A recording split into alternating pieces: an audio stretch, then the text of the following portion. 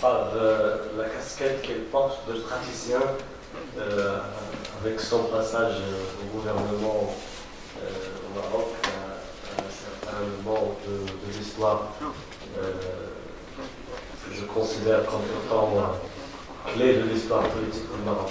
Donc, en fait, moi, ce que je propose, ce n'est pas une intervention au sens strict du terme, mais tout simplement, j'aimerais vous partager avec vous quelques éléments de réflexion d'une piste de recherche que je viens d'ouvrir il y a juste quelques semaines, dans laquelle j'essaye de réfléchir sur le PGD d'une manière un peu, je dirais,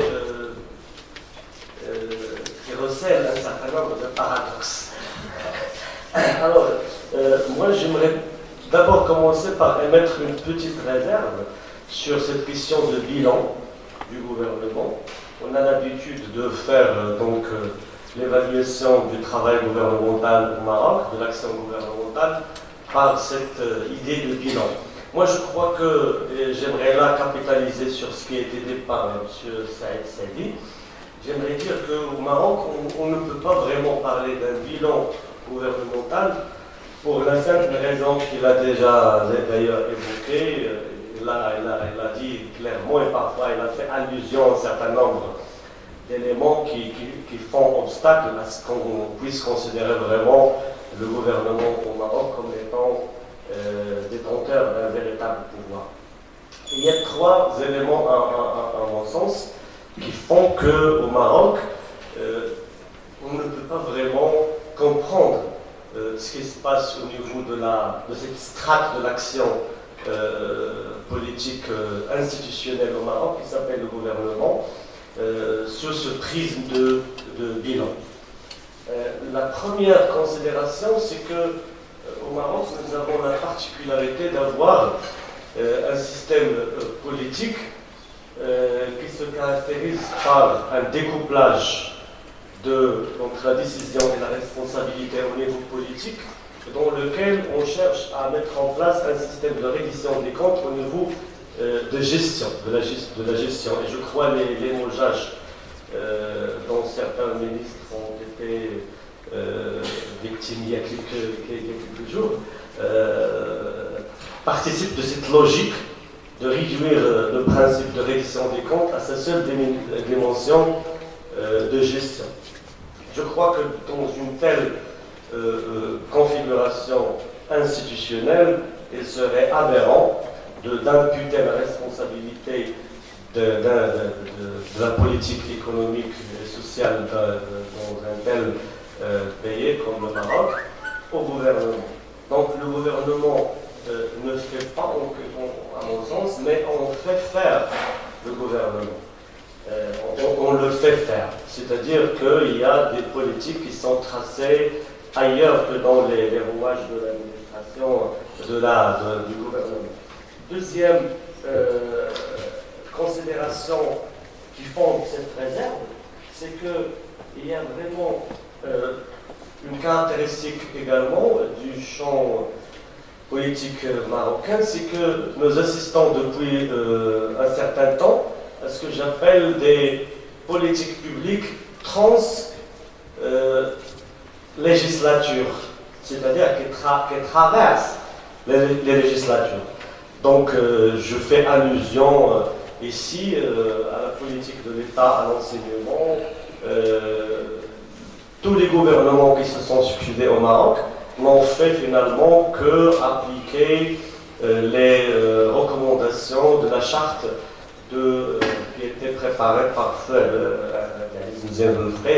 déjà vers la moitié, le début de la première moitié la deuxième moitié plutôt des années 90. Donc on ne peut pas vraiment parler d'un programme gouvernemental dans le sens où on parle de programme dans une démocratie établie. C'est-à-dire que le gouvernement ne peut pas vraiment faire table rase. On ne fait pas table rase même dans les démocraties établies. On ne peut pas vraiment mettre le programme du gouvernement en ligne avec les préférences politiques et programmatique de ceux qui ont voté pour le parti donc, majoritaire une fois au gouvernement. Troisième considération pour laquelle je crois qu'il n'y a pas lieu vraiment d'évaluer le PGD sous le prisme de cette idée de bilan, c'est que le PGD a accédé au gouvernement et non pas au pouvoir dans un climat qui se caractérise par une certaine hostilité au PGD. C'est-à-dire qu'il y avait vraiment, tout le monde connaît bien sûr le contexte. C'était un contexte marqué par un certain nombre de particularités régionales mais aussi locales. Il y avait, au niveau local qui m'intéresse, il y avait le G8, il y avait le G4, et pendant bien sûr le mandat de Guérin, il y avait aussi ce climat tendu entre les différentes composantes du champ partisan marocain et le PGD, ce qui avait vraiment pesé sur la capacité du PGD à exercer son rôle de gestionnaire, je dirais, et non pas de parti gouvernant. Donc pour toutes ces considérations, entre autres, bien sûr, et je n'aimerais pas m'attarder sur d'autres considérations, je crois que le PGD s'est retrouvé finalement, s'est heurté à la réalité de la configuration politique mise en place par la Constitution de 2011, qui était une reconfiguration qui est beaucoup plus une sorte de redéploiement de l'autoritarisme qu'une véritable redistribution du pouvoir au Maroc. Ce que j'entends par redéploiement de l'autoritarisme, c'est le fait tout simplement de dire que dans le contexte que l'on connaît tous, le pouvoir au Maroc était acculé à la défensive et donc elle a préféré tout simplement se repositionner dans le champ politique institutionnel du Maroc en se retirant d'un certain nombre de lieux qu'elle occupait avant et en élargissant un petit peu la marge de manœuvre des acteurs issus des institutions élues. Mais finalement, le système institutionnel est resté verrouillé et vraiment les institutions élues ne pouvaient pas, à partir d'une lecture de la Constitution de 2011, il me semble que le gouvernement ne pouvait pas vraiment prendre l'initiative dans le sens d'une définition de la politique générale de l'État. Donc elle doit absolument s'inscrire dans les logiques qui ont été tracées par la monarchie, donc abstraction faite de toutes les tendances idéologiques des partis qui se sont succédés, ça a été toujours le cas.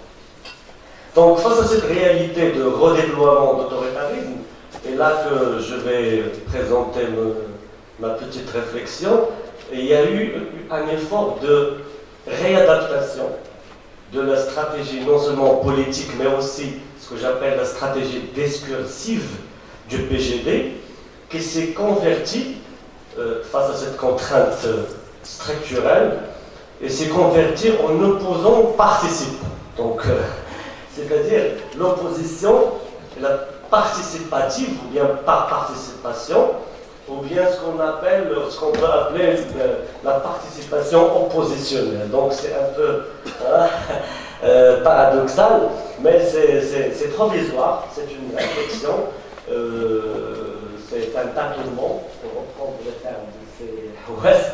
Donc j'essaie de comprendre sous cet angle d'attaque d'un parti qui n'a pas les moyens de gouverner et ne peut pas non plus se retirer du jeu, et qui a été obligé donc de s'adapter aux données sur lesquelles il ne peut pas vraiment agir. Donc Et je crois que ça n'a pas vraiment aidé à peut-être faire avancer un petit peu le processus de changement au Maroc, si on se place sous l'angle du paradigme de la transition.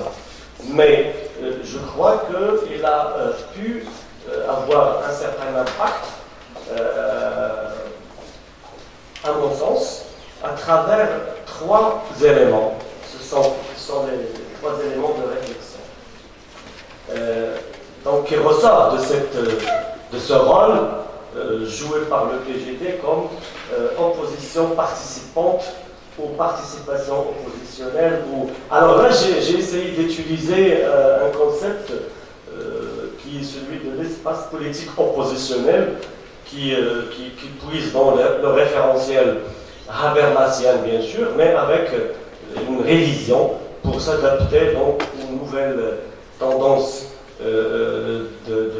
d'opposition qu'incarnent notamment les mouvements intermondialistes et un certain nombre de forces sociétales extra-institutionnelles.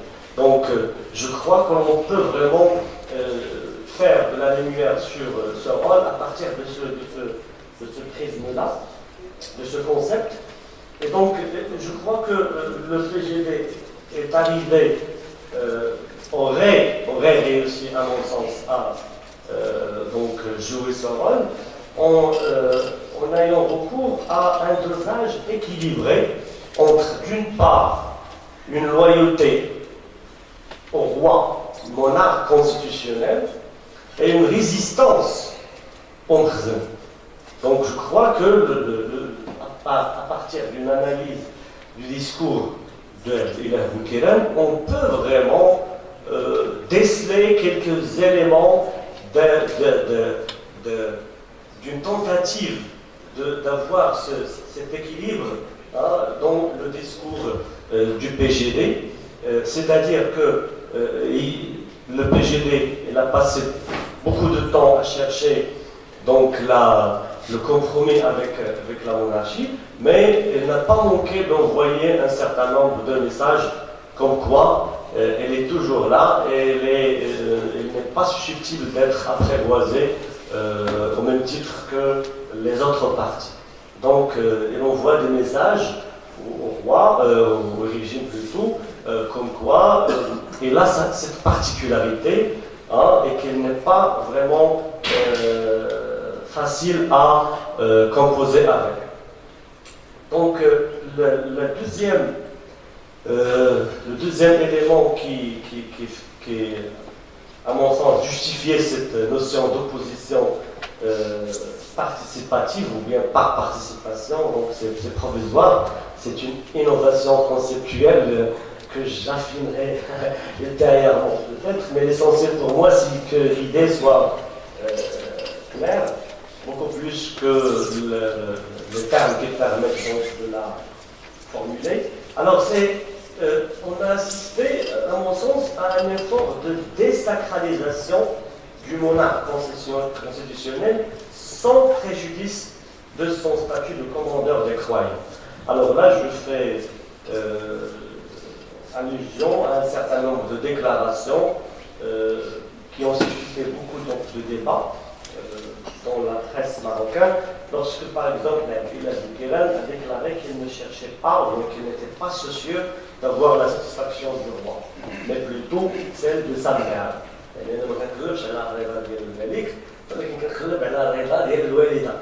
Pour moi, ça c'est pas évident. Un chef de gouvernement ماشي سهل باش يقول مثل هذه الهضره في نظري انا سي با.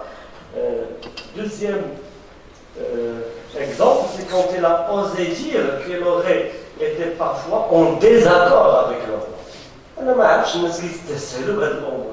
Est-ce que quelqu'un, même Abdelrahman Yousfi, avec l'histoire et le poids dialogue كامل, n'osait pas déclarer en public qu'il aurait été en désaccord avec le roi Hassan II ou avec Mohamed VI. Troisième exemple, c'est que c'était quelqu'un qui ne tenait pas secret certains des aspects de ses échanges avec le roi. Alors, c'est un élément très important. Elle avait l'habitude d'organiser des conférences de presse et d'inviter les médias pour parler de tout et de rien du tout. Et parmi ce tout dont il a parlé notamment, c'est sa relation avec le roi. باش يقول لك انا راه يمكن احيانا ما كنتفاهموش انا وصاحب الجلاله وكنختلفوا على شي حوايج واحيانا كنتفقوا. بالنسبه لي سي ان با اون افون في هذه القضيه ديال النزع يعني القداسه على الملك الدستوري مع الاحترام مع الابقاء على يعني الصفه ديالو كامير المؤمنين. Alors, parallèlement à ces déclarations qui ont, entre guillemets, révolutionné le rapport roi-premier ministre dans le système politique marocain, ce sont des petites révolutions, mais qui sont significatives à mon sens. Voilà. Il y avait un renvoi systématique de la part de Hilal Kiran et des autres leaders du PJD au référentiel islamique comme cadre qui, si vous voulez, de